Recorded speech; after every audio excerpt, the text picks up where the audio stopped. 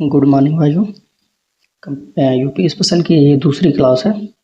तो पहले क्लास में जैसा कि हम देखिए जहाँ तक कवर किए थे नेशनल कैपिटल रीजन तक, उसके बाद से आज यहाँ से स्टार्ट है। और पिछले वीडियो में हल्का सा त्रुटि हो गया था, लिपिक तो मतलब लिखने में त्रुटि हो गई थी कि देखिए वर्तमान में एनसीआर में जो 8 जिले हैं उसको यहाँ पर 9 लिख दिया गया था पिछले में, और गलती से हमने बोल भी दिया था, लेकिन देखिए लिखा गया 8 ही था, तो थोड़ा सा यहाँ माइनर मिस्टेक हुआ था।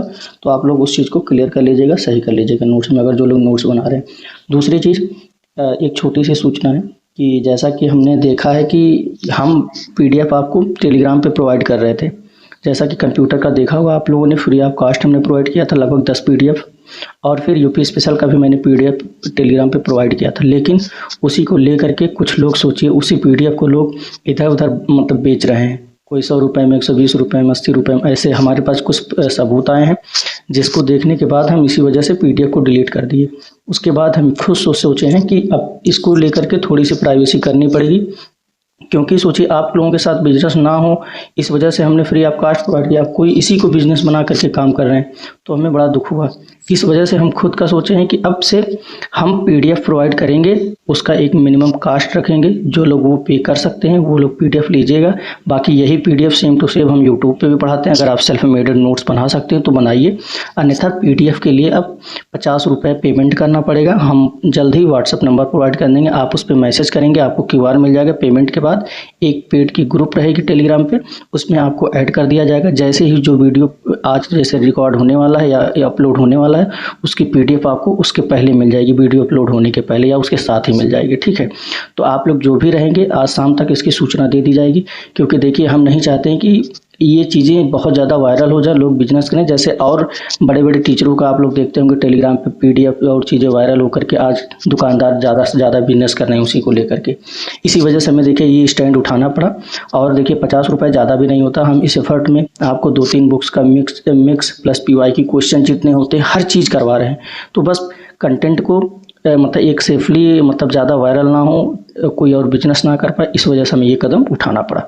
तो चलिए ठीक है, इस वीडियो को स्टार्ट करते हैं। बाकी पेमेंट के और शाम तक हम उस चीज़ को बता देंगे। बाकी डिस्क्रिप्शन में भी शाम को हम एडिट करके जो भी नंबर रहेगा जिस पे व्हाट्सएप के बाद आपको मतलब क्यूआर मिल जाएगा, पेमेंट के बाद ऐड कर दिया जाएगा ग्रुप में, वो हम डिस्क्रिप्शन में भी डाल देंगे। शाम को एक छोटी सी वीडियो भी रिकॉर्ड करके डाल देंगे, आप लोग देख लीजिएगा, ठीक है। चलिए वीडियो स्टार्ट करते हैं।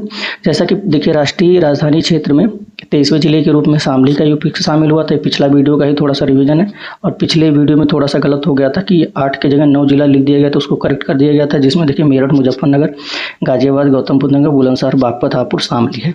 अब देखिए एनसीआर में यूपी, राजस्थान, हरियाणा, दिल्ली है, ये 3। और बाकी एनसीआर में शामिल करने हेतु प्रस्तावित जो हैं, एक मिनट, हाँ, प्रस्तावित यूपी के जो जिले हैं कि आने वाले फ्यूचर में इन्हें शामिल किया जा सकता है, तो मथुरा है, अलीगढ़ है, हाथरस और सहारनपुर है। इसके बाद है अगला टॉपिक, प्रदेश की शासनिक या प्रशासनिक संरचना क्या है अपने यूपी की। देखिए यहाँ जो प्रदेश की जिक्र होगा, कहीं भी प्रदेश लिखा रहेगा तो इसका मतलब वो यूपी की ही बात हो रही है, उत्तर प्रदेश की ही बात हो रही है, ठीक है। तो देखिए यहाँ का जो राज्य विधानमंडल है वो द्विसदनात्मक है। जैसे आप सेंट्रल में देखते होंगे आपका लोकसभा होता है, राज्यसभा होता है, उसी हिसाब से अपना भी यहाँ उसी को द्विसदनात्मक बोला जाता है। तो अपना यूपी भी 2 सदनात्मक, यहाँ पर भी व्यवस्था, एक विधान परिषद होता है, एक विधानसभा होता है। तो वही लिखा गया, राज्य विधानमंडल जो है वो द्विसदनात्मक है। राज्य विधानसभा, देखिए एक विधानसभा होता है, एक विधान परिषद होता है।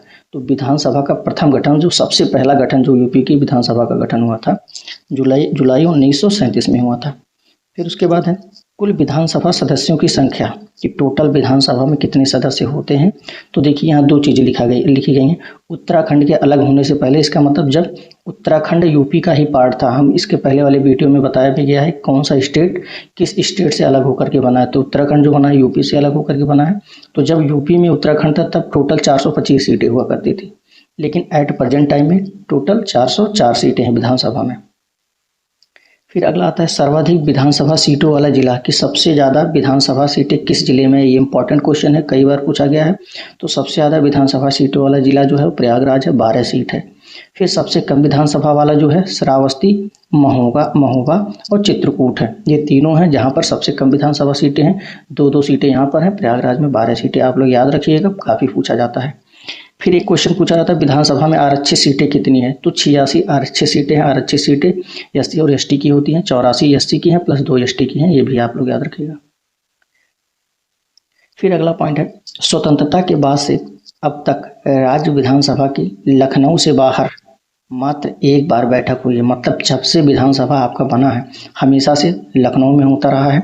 तो जब से विधानसभा का गठन हुआ है स्वतंत्रता के बाद से, लखनऊ के बाद केवल एक ही बार बैठक इसकी बाहर हुई है, वो भी 8 जनवरी 2003 को प्रयागराज में बैठक हुई है। ठीक है, विधानसभा की बैठक हुई है। देखिए मंत्रिमंडल की बैठक जैसे कुंभ के टाइम में हुआ था, तो लेकिन ये विधानसभा की पूरी मंत्रिमंडल अलग होते हैं।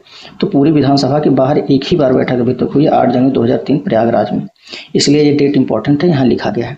फिर देखिए ये इतना विधानसभा के बारे में हो गया कि गठन कब हुआ था विधानसभा का, यहाँ पर बता दिया गया। देखिए मतलब कोई चीज़ के बारे में बताया गया, लिखा गया, ये मत सोचिए हवा में लिखा गया। यहाँ पर एक सिस्टमेटिक वे में लिखा गया, अच्छे से बनाया गया। आप कहीं से छोटे से लेकर के लोअर पीसीएस तक के आप क्वेश्चन सॉल्व करिएगा लेकर के, आपको जो टॉपिक यहाँ पढ़ा दिया जाएगा इससे बाहर नहीं मिलेगा, ये हमारा पूरा भरोसा है।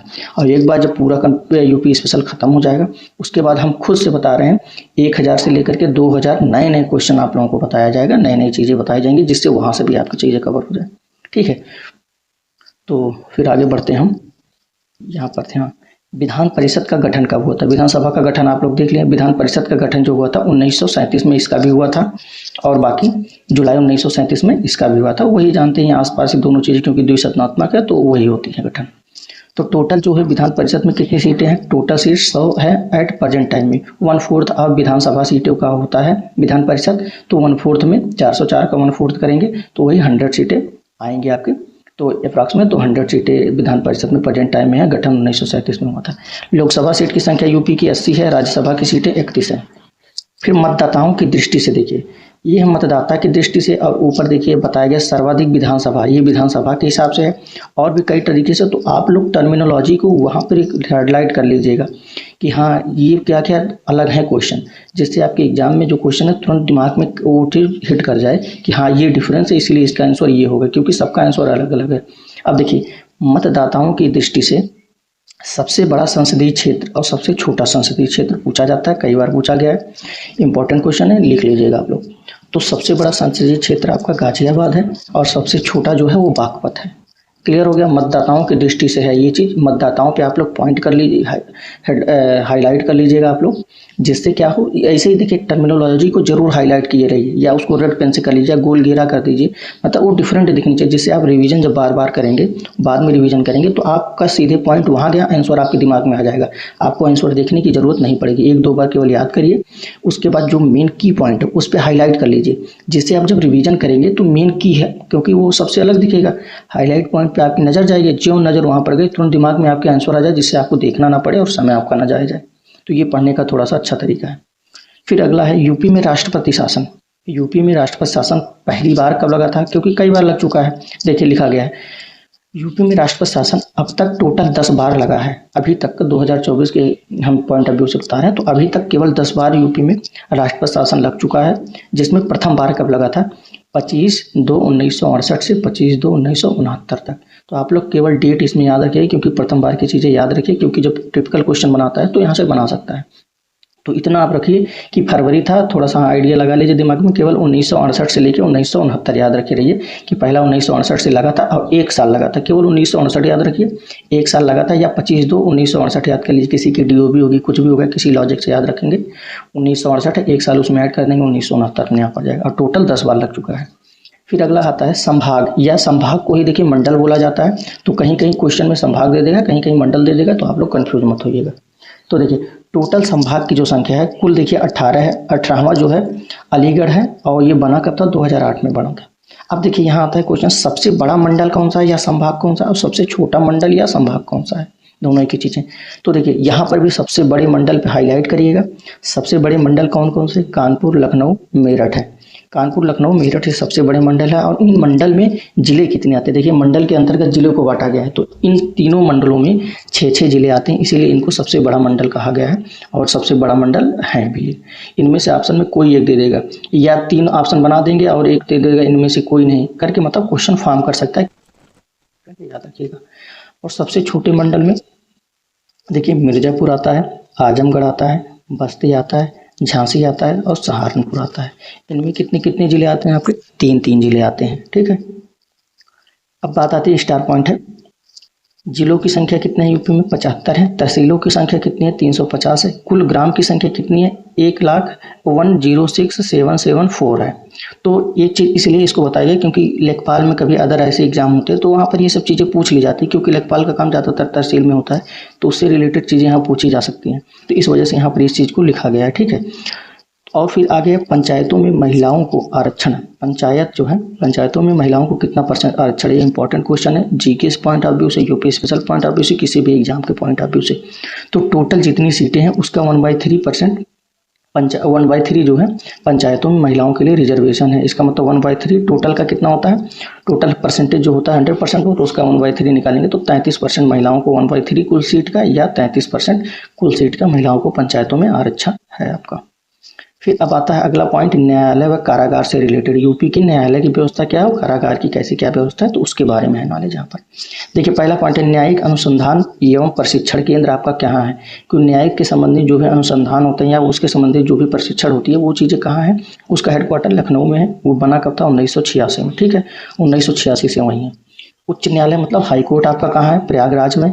एक खंडपीठ आपकी लखनऊ में है। अब हाईकोर्ट देखिए, इलाहाबाद हाईकोर्ट जो है, प्रयागराज हाईकोर्ट की स्थापना कब हुई थी? 17/3/1866 को हुई थी। ये बहुत ही इंपॉर्टेंट है, सब डेट याद रखिएगा। एक खंडपीठ कहाँ है इलाहाबाद हाईकोर्ट का? लखनऊ में है। और इलाहाबाद हेडक्वार्टर कहाँ हाईकोर्ट का? प्रयागराज में है। आपका कहाँ पर हाईकोर्ट? प्रयागराज में, ठीक है। स्थापना कब हुई थी? 17/3/1866 को, याद रखिए। एक खंडपीठ उसका कहाँ है? लखनऊ में। ये कई बार पूछा गया तो आप लोग याद रखिएगा। फिर अगला है जमींदारी उन्मूलन कानून 1950 लागू कब हुआ है? कि जमींदारी उन्मूलन कानून 1950 में जो बना था वो यूपी में लागू कब हुआ? ये यूपी की बात है, याद रखिएगा, पूछा गया क्वेश्चन है। 1 जुलाई 1952 से यूपी में लागू हुआ था। अब फिर आता है प्रदेश में 6 औद्योगिक न्यायाधिकरण है, ठीक है। उसमें कौन कौन है? प्रयागराज है, लखनऊ, मेरठ, आगरा, कानपुर, गोरखपुर। देखिए इसमें मिस्टली अगर आप पकड़ना थोड़ा चाहेंगे, यूपी के सबसे 3 मतलब बड़े पूर्वांचल में चीज़ें देखा जाए, सबसे पूर्वांचल में 3 बड़े मतलब जिले कौन से हैं? मतलब हाईटेक में लखनऊ आपको पता है राजधानी है, कानपुर भी है उसी के जस्ट बगल प्रयागराज। ये 3 तो अपने आप याद हो गए। एक मुख्यमंत्री हमारे गोरखपुर के हैं तो उसको यहाँ से याद रखिएगा। उसके बाद मेरठ और आगरा 2 जनरल बात है। एक ताजमहल से याद रखेंगे, हाँ औद्योगिक नगर वहाँ पर है, और बाकी मेरठ तो है ही। पहली स्वतंत्रता क्रांति जो 1857 वाली वहाँ से स्टार्ट होती, तो इससे जनरली आइडिया आप थोड़ा लिंक लगा करके याद रखेंगे तो ज़्यादा समय तक याद भी रहेगा और भूलेगा भी नहीं। अब देखिए आपके न्यायालय से संबंधित चीज़ें हो गई, अब कारागार से रिलेटेड चीज़ें इस ब्रैकेट में करके बता दी गई हैं आपको। अब इसको थोड़ा जल्दी कर देते हैं, जहाँ इंपॉर्टेंट रहेगा आपको हम बता देंगे, ठीक है। कमर्शियल कोर्ट गठित 13 जिलों में। कमर्शियल कोर्ट कितने हैं? 13 जिलों में। श्रम न्यायालय क्या है? 20 है।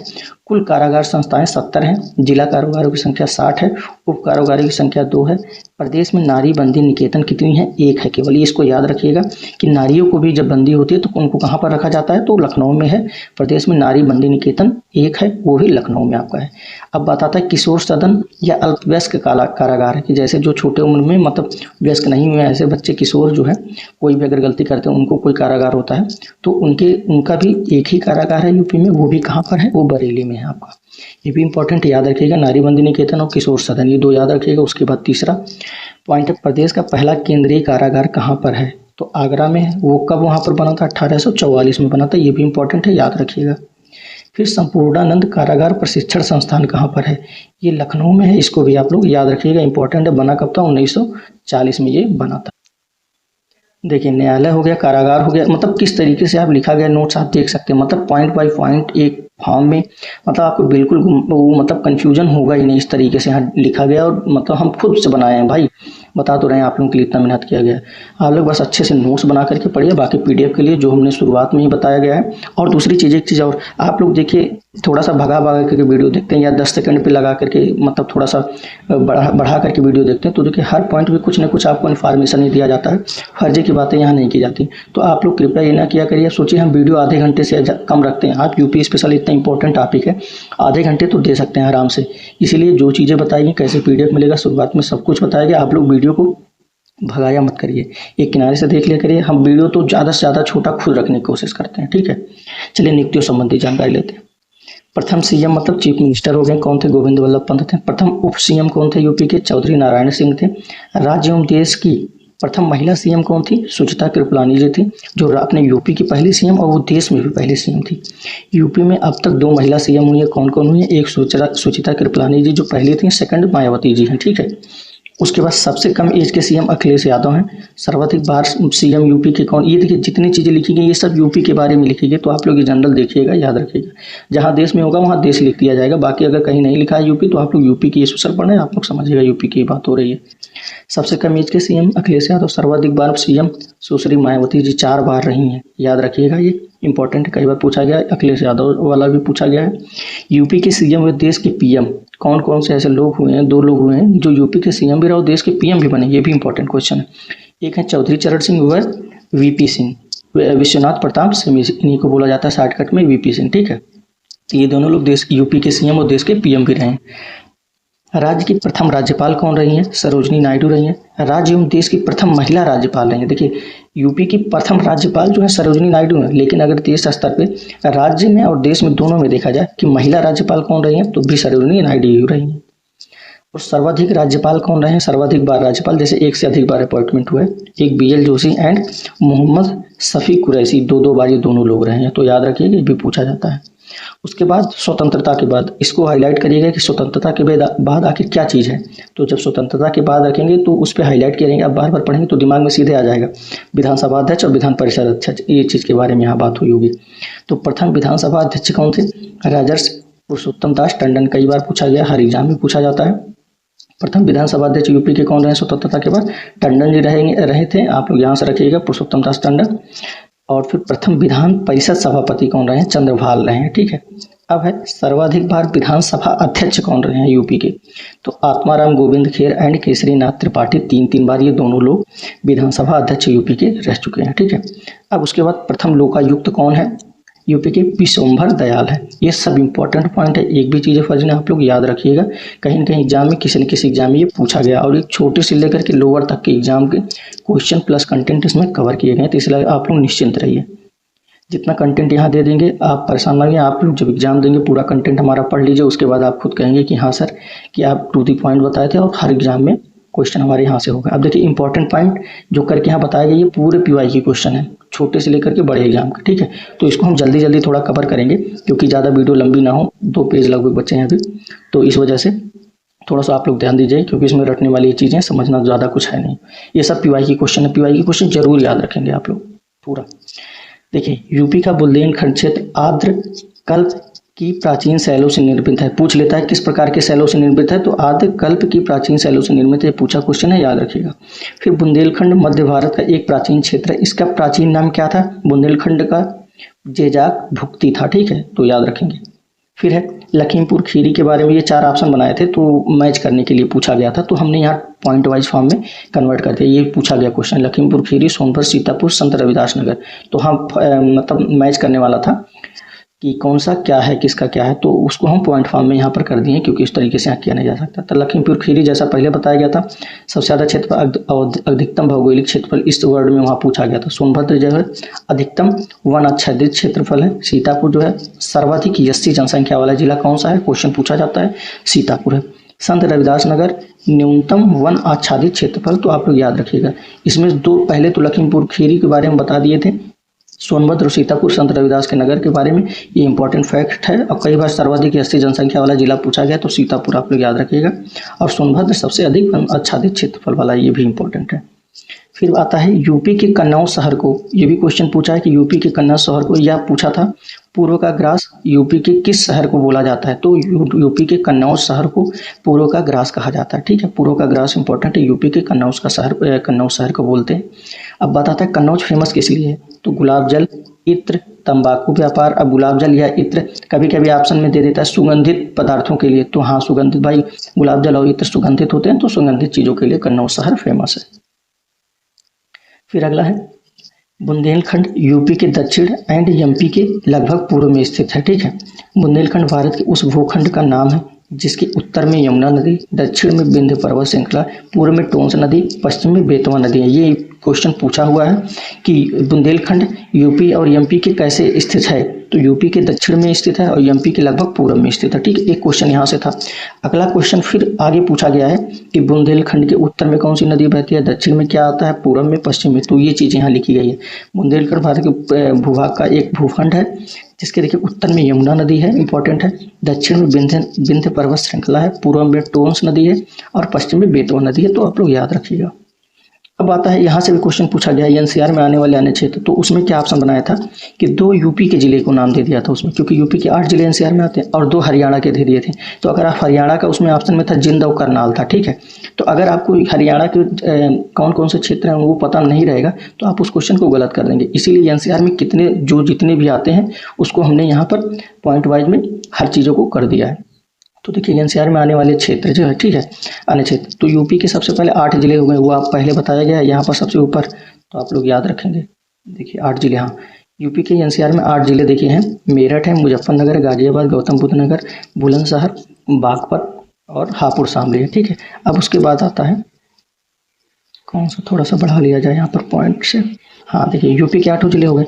फिर उसके बाद दिल्ली आता है, पूरा दिल्ली एनसीआर में आती है। उसके बाद राजस्थान के कौन कौन से 2 हैं, भरतपुर है और अलवर है, 2 डिस्ट्रिक्ट है, ठीक है। राजस्थान के 2 ही हैं, भरतपुर और अलवर है। अब हरियाणा के फरीदाबाद, गुड़गांव, मेवात, रोहतक, सोनीपत, रेवाड़ी, झज्जर, पानीपत, पलवल, महेंद्रगढ़, भिवानी, जिंद, करनाल। तो जो ऑप्शन में बनाया था यूपी के 2 डिस्ट्रिक्ट दिया था और जिंद दिया था और करनाल दिया था, ठीक है। तो वहाँ पर इस तरीके से बनाया गया था, तो आप लोग थोड़ा सा याद रखेंगे तो ज़्यादा सही है इसमें।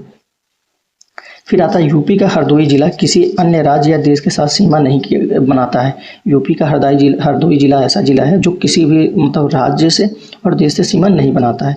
तो वहाँ पर क्वेश्चन भी पूछा था यही कि कौन सा ऐसा जिला है कि जो किसी अन्य राज्य और देश से सीमा नहीं बनाता है, तो यूपी का हरदोई जिला है, ठीक है। अब हरदोई जिला अगर इतना फेमस है, इंपॉर्टेंट है, तो आप उसके बारे में भी अदर चीज़ें जानिए कि उसके पूर्व में कौन सा जिला पड़ता है यूपी का, पश्चिम में, उत्तर में और दक्षिण में कौन सा पड़ता है। तो देखिए पूर्व में सीतापुर पड़ता है, पश्चिम में फर्रुखाबाद, उत्तर में लखीमपुर खीरी और शाहजहां पड़ता है, और जो दक्षिण में पड़ता है उन्नाव, लखनऊ से घिरा हुआ ये शहर है, हरदोईपुर जिला मतलब है, ठीक है।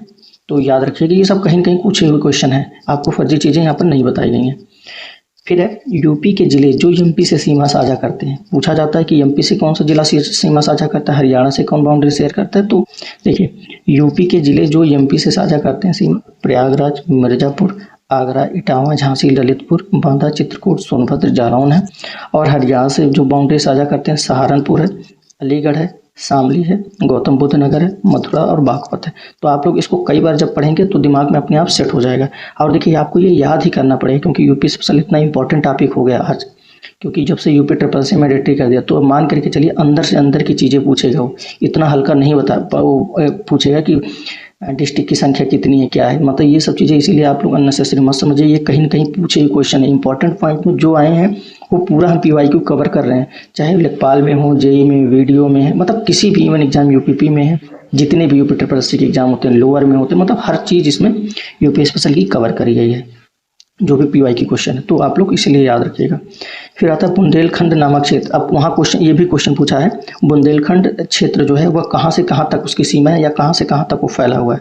तो बुंदेलखंड की सीमा जैसा कि आप जानते हैं, पहले भी बताइए, यूपी से एमपी तक के हैं। इसमें कुछ एमपी के क्षेत्र आते हैं, यूपी के भी आते हैं, यूपी के सब बता दिए कि एमपी के इंपॉर्टेंट नहीं थे, इसीलिए हमने नहीं बताया है। बस इतना पूछा है कि उसका सीमा विस्तार बुंदेलखंड क्षेत्र का कहाँ से कहाँ तक है, तो यूपी से लेकर के एमपी तक इसका सीमा विस्तार है। तो ठीक है, पूरी क्लास आज की यही रही वीडियो। आप लोग अच्छे से पढ़िएगा, नोट्स बनाइए सेल्फ मेडेड। अगर आपको पीडीएफ की ज़रूरत है तो शुरुआत में पीडीएफ का पूरा प्रोसीजर बताया गया, डिस्क्रिप्शन में आपको एक नंबर मिलेगा, उसमें आप व्हाट्सअप करेंगे, आपको क्यूआर मिलेगा, 50 रुपये केवल पेमेंट करना है, इसलिए मिनिमम से मिनिमम रखा गया है 50 रुपये में पेमेंट करेंगे। आपको क्या किया जाएगा, उस प्राइवेट एक टेलीग्राम ग्रुप बनाया गया पीडीएफ के लिए स्पेशल, आपको उस ग्रुप में ऐड कर दिया जाएगा या उसका लिंक आपको दे दिया जाएगा। केवल ऐड करने के बाद आप लोग आराम से वहाँ जैसे ही वीडियो अपलोड होगी पीडीएफ तुरंत मिल जाएगी या उसके पहले ही मिल जाएगी। आपको प्रिंट करवाना हो प्रिंट करवा। और देखिए ये भी नहीं कि एक ही बार पूरा पीडीएफ मिल सकते, ये देखिए पॉसिबल नहीं, क्योंकि हम इस पर वर्क करते हैं भाई। अगर हमें कुछ भी देना होता है तो हम तुरंत प्रोवाइड करा देते हैं, तो इसलिए थोड़ा सा समय लगेगा। तो आप लोग एक बार अच्छे से समय दे दीजिए, पढ़िए जितना कह रहे हैं। यूपी स्पेशल और कंप्यूटर की जिम्मेदारी हमारी एक एक क्वेश्चन की बता रहे हैं, एक एक क्वेश्चन की हमारी जिम्मेदारी, एक क्वेश्चन आपका गलत नहीं होगा। आज शाम तक व्हाट्सएप नंबर डिस्क्रिप्शन में ऐड कर दिया जाएगा और एक छोटी शॉर्ट वीडियो भी बना देंगे। तो जिनको ज़रूरत होगी पहले से अगर आप कर सकते हैं तो नोट्स ही बना लीजिए, आप सेल्फ मेडेड बनाइए। अगर नहीं कर पा रहे हैं तो आपको इतना करना पड़ेगा। और ये इस वजह से किया गया, देखिए आप ही लोगों के साथ धोखा हो रहा था, चीज़ों के साथ हमारे पास आए तो इस वजह से हमें ये चीज़ करना पड़ा। बाकी अच्छे से पढ़िए। चलिए हम वीडियो समाप्त करते हैं, बाकी मिलते हैं अगले वीडियो में।